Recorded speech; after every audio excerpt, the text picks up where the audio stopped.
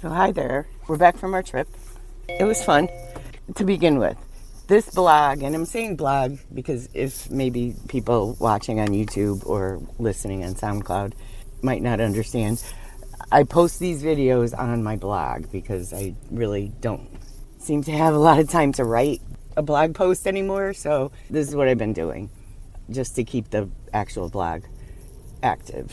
So this blog has always been about autism and neurodivergence. So even though we had a great time, I'm going to talk about the autism neurodivergence part of it, as I always do. I mean, we had a really good time. It was a Star Trek cruise.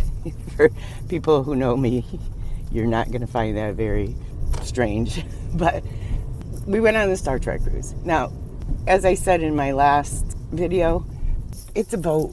I'm nervous. I have nightmares long before we go. I had nightmares every night on the ship and intrusive thoughts the whole time we were there. So that's me. For these cruises, if you've never been on one, you buy photo ops for the celebrities that are there. I'm sorry, my phone keeps flopping around, so if there's a lot of noise, sorry. But you buy these photo ops way ahead of time and you have no schedule. Obviously, the ship schedules them so they don't conflict with any tours or dinner or whatever. So what happened was we got on the boat, and the first day, well, the first full day, we had like 4 things scheduled. They scheduled 4 photo ops and autographs on the same day. So that didn't go well. It did not go well. It was funny though, the first line we got in that DC was fine with, and I'm thinking it was Wilson Cruz, the very first line, and I could be confused. The guy put us in the ADA line, which I didn't know we were in the ADA line, and I didn't know they had an ADA line. So I'm guessing that they saw DC flapping or something and just automatically put us there. But the thing is, I have a thing about lines. Lines, they have to be organized or I start to lose it. I've gotten out of lines and said forget it because they were unorganized. I remember once we went to, we were in Rhode Island, and it was a town, they had a Christmas kind of thing going on, and there was a point where Santa Claus came in on a boat, and then once he hit shore, there was a hayride that you can go on with Santa. So we were in line for that, and thank God DC was really just preoccupied with having lunch because I would have had to suffer through this line. But anyway, we're in this line, and it's unorganized, and I'm already getting all bent out of shape. And the lady in front of us had a carriage, and instead of standing in line, she was standing off to the side, leaving this big gap in the line, which was freaking me out because people kept trying to get in line there. And all she had to do was move into the line, and I would have been fine. And I know it's not her problem to make me fine, but I couldn't take it. We had to get out of line. And fortunately, DC was more preoccupied with having lunch. You know, I said to Doug, I can't do this anymore. I can't take it. If she would just move in line, I would be fine. But anyway, so we had to get out of line. I said, we can't do this. And fortunately, like I said, DC was more preoccupied with having lunch, so he wasn't disappointed about not going on the hayride with Santa Claus, because he saw him come in on the boat and he was fine. And he got to meet him before the hayride took off. So that was fine. But anyway, lines, unorganized lines, I can't deal with it. And, you know, thinking back on it, the lines were more organized than it appeared. So the first one, they put us in an ADA line, which I didn't know I was in an ADA line. And I kept saying to the guy, what line are we supposed to be in? And he kept saying, you're fine there. But you can't tell me I'm fine there. Finally, I said to him, listen, and I was kind of laughing when I said it. I wasn't being obnoxious. I said, listen, you have to tell me, get in this line. This is the line. Don't keep telling me I'm fine here because that means nothing to me. So he laughed because I guess he got it. I need instructions and I need to follow instructions. So he finally said, you're in the line for whoever I was in the line for, and you're fine right there. So that was good. And fortunately, because of that, he remembered us every other time we got in line. So like I said, I still really at that point didn't know we were in the ADA line.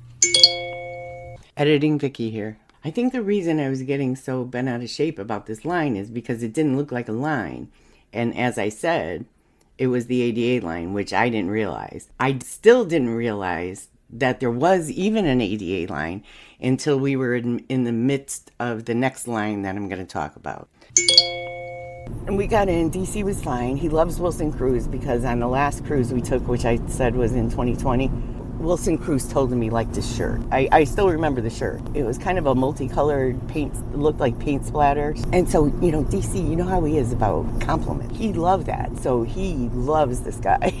That's all it took. So we're in line, and I think DC was wearing a bright pink shirt. And when we got there to take the picture, Wilson Cruz again told him he liked his shirt. So, DC loves him. And then later when we got his autograph, which was another line, probably the next day, I'm a little confused about which days were which now at this point.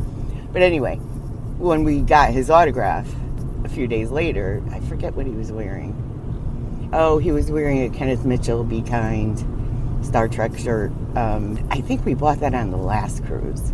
It's some kind of a charity Chase Masterson does. And Kenneth Mitchell signed the shirt. He didn't sign it. His signature was printed on it. And as you know, Kenneth Mitchell passed away. Was it this year? Well, actually, I think it was 2024.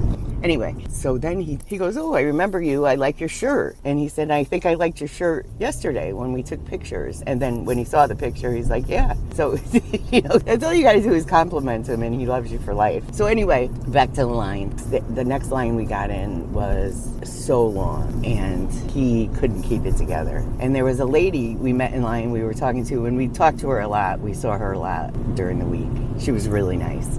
Her name was Georgette. I'm not doxing her because you don't know her last name. You don't know where she lives. But she was so nice. And she kept saying to me, you should see if you can get him in the ADA line. And I was like, we're already in this line. We've already been in this line. I don't want to leave the line. And I don't like to do that. And I know that it's an accommodation for him. I don't know why I always feel bad that we're jumping the line. And that's just something I've never been able to get over. And he needed it. But we were already in this line, and I didn't want to lose our spot in case, I don't know what I was thinking. What if they said no? Now we're at the back of the line. So still not realizing that I was already in an ADA line and never knew it. I figured it out later. So at one point when he was spreading autism awareness to the maximum, she ran to the front and talked to somebody. And they said, oh, yeah, have him, bring him up. So she came back, and she said, go see Dave up front. And we did. And it's like, he waited. There was the people that, like, Nana visitor, he loves her. And actually, I wrote a blog post about the time we went to Star Trek. I don't know, it was an anniversary in New York City. And the way he reacted to meeting Nana Visitor, which had me in tears. Doug thought something happened because I was bawling when I got out of line. He got so excited. I was so shocked because I know he watches these things with me, but I don't think he pays as much attention as I think, and he just adores her. So by the time we get out of these lines, by the time he gets to the person, he's not interested because he's been in this line too long. So after this incident, we did look for the ADA line every time. But 4 things in one day was a lot. So there was a lot of angst going on. I mean, we had a great time. Like I said, I don't sleep well. I'm having nightmares the whole time because we're on a ship. And, coincidentally, yesterday Doug sent me an article about somebody who fell off a ship. The ship we were on, actually, on the 80s cruise that was after us.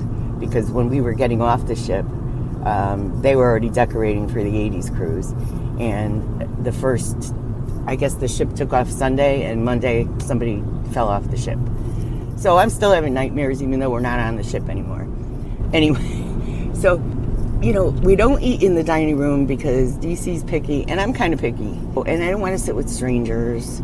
It's just me. So we normally eat in the buffet, which DC loved because he ate a cheeseburger and french fries and chicken tenders every single day. We got off the ship, he gained 10 pounds. He had a doctor's appointment the day after we got off the ship, and he gained 10 pounds.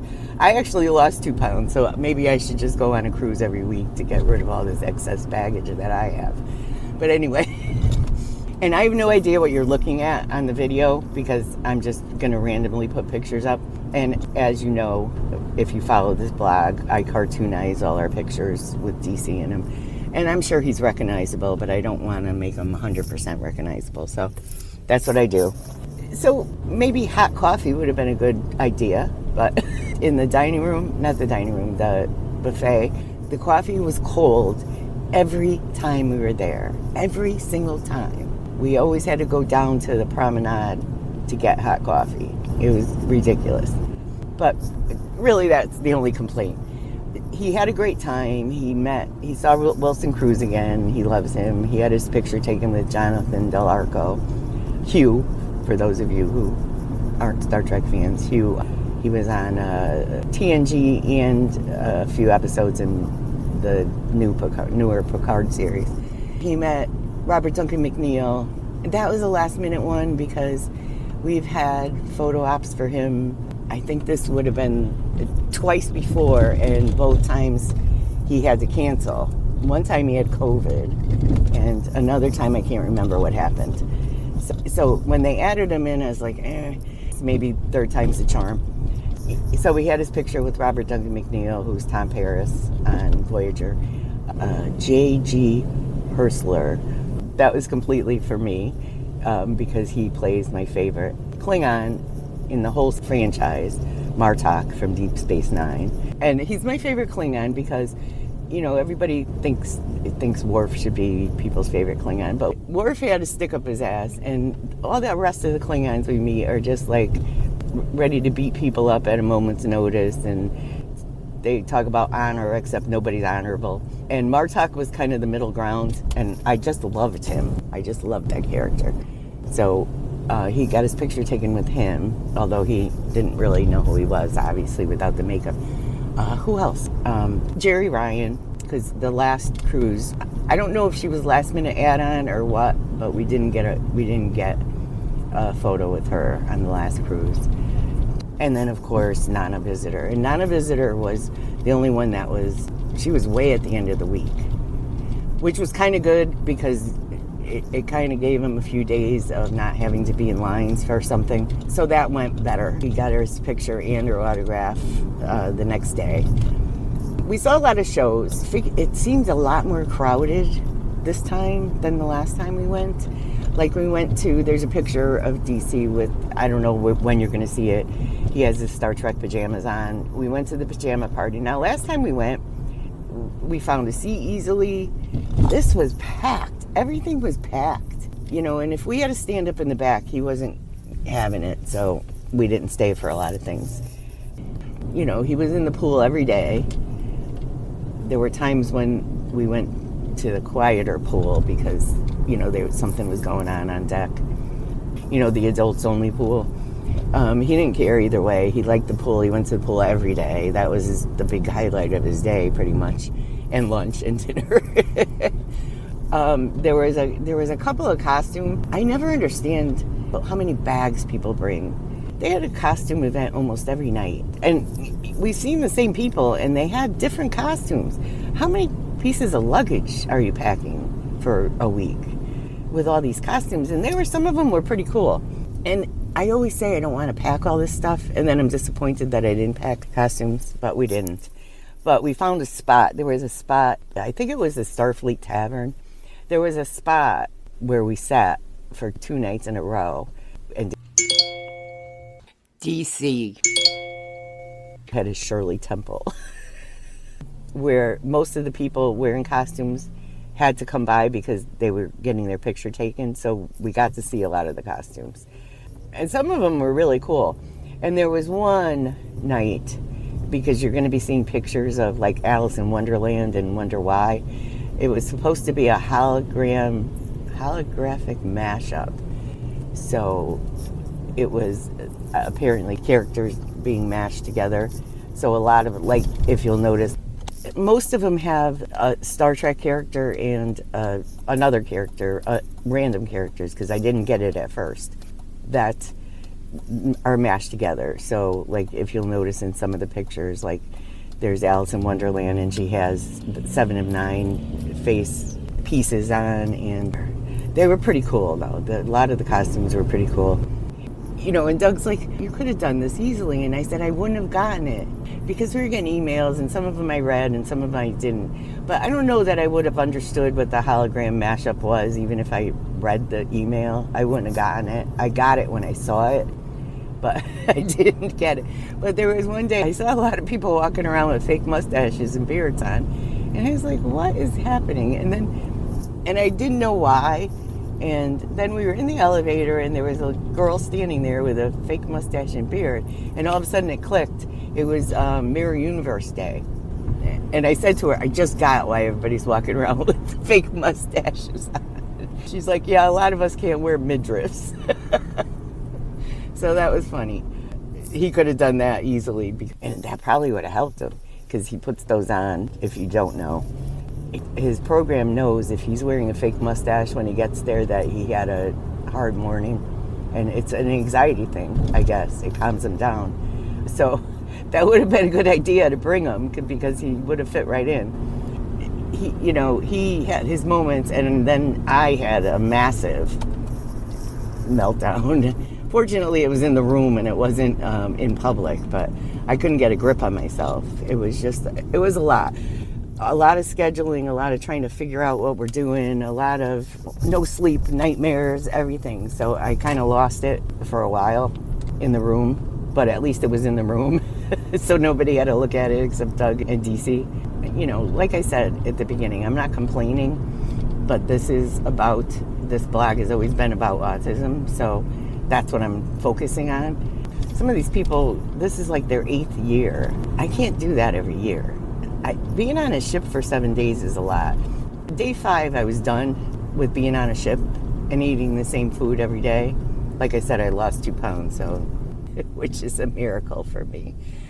Actually, and it was funny, in the dining room, we walked in one day and there was a guy dressed up as Neelix. You'll see a picture somewhere in this thing of DC and Neelix.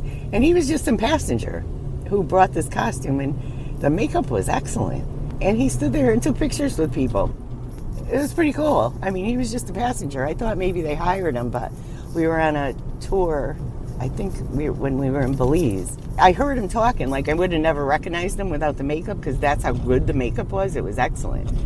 We were on a tour in Belize. The one tour for Belize, we had to take a tender to the shore, which, I can't. But anyway, I heard him talking and I realized that was the guy. So he was just some random guy who stood next to the Neelix sign at the dining room and took pictures with people just for no reason. But it was cool. It was pretty cool. Yeah, my only complaint is they didn't have hot coffee, and that was annoying. We complained. We couldn't have been the only one who's complained, but I was like, well, what's the deal? This coffee's never hot. How could it never be hot? And they said, oh, well, sometimes, it's sitting around for a while, so it's cold. And I said, and that's okay? That's just okay with everybody? Now, after that, it was hot. So, yeah, you shouldn't have to have dinner and then go downstairs to get hot coffee when there's coffee right in the dining room. We flew down the day before, like I said. I mean, we've never missed a ship, but we were on one that took off in Puerto Rico, and we had flown down the day before. And the people who flew down the day of, everybody missed the ship because there was a storm up here in New England. So many people missed the ship that, people were getting on the ship in like St. Thomas, and they had to fly them other places to get on the ship. And you're missing like 2-3 days of your cruise. Nobody had their luggage. It was a disaster. So we will never fly down the day of the cruise. That was terrible. I felt so bad for these people, some of the game shows were fun. Hollywood Squares is always funny. Okay, I'm trying to see what's going on here. There's a cop in the middle of the road. Okay, so Hollywood Squares is always funny. And we did a couple of trivia things. They were always so crowded, though. It was not like that last time. But everything just seems so crowded. It's the same exact ship we were on last time. So I don't know if there was just more people. I think it was sold out the last time we went, and this time it was sold out. There was also a window decorating contest. There was a door decorating contest and a window decorating contest on the promenade. And our window was on the promenade, which was cool because I don't want to see the water. It was cool because you could look down and see what's going on and stuff. So you'll see pictures of the window decorations.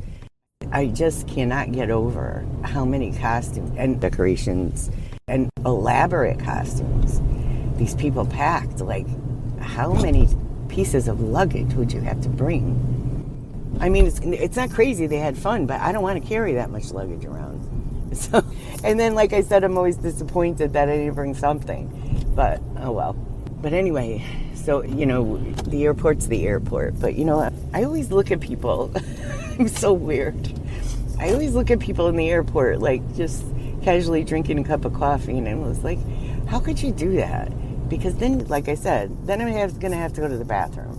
And then I'm going to be panicked that I'm going to have to go to the bathroom. On the plane, you never know if there's turbulence. They don't let you up. Or you got to walk 15 miles to the back of the plane with everybody looking at you.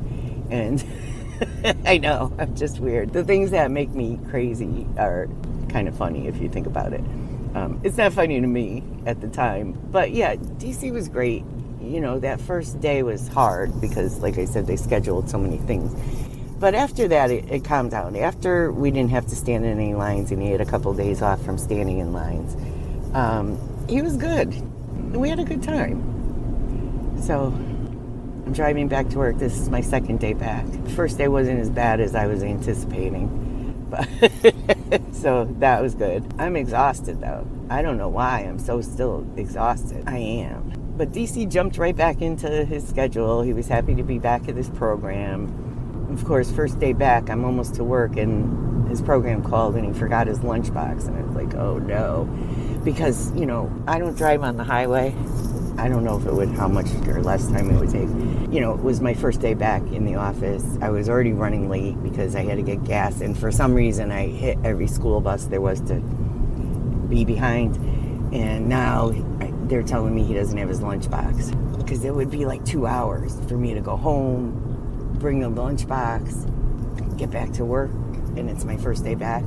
But fortunately, he left it in the car, and his driver was still in the town where he dropped him off. He was in a store or something. Fortunately, he hadn't gotten too far, so he was able to bring it back. But it's like, so that was the only thing that was off for him. He was glad to be back. He forgot.